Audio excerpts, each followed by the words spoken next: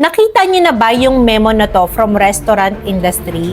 May mga tao kasing gumagamit ng fake PWD card para lang maka-discount. Hindi lang ito unfair sa mga tunay na may kapansanan, kundi illegal din. Unfair to sa mga totoong PWDs, pero dahil sa mga fake PWD card users, minsan nauubos ang budget para sa kanila. May kaparusahan. Ayon sa Republic Act No. 9442, ang paggamit ng pekeng PWD card ay may multang 50,000 pesos hanggang 100,000 pesos at kulong na 6 na buwan hanggang 2 taon. Nakakasama sa ekonomiya. Ang mga discounts na binibigay ay subsidized ng gobyerno at negosyo.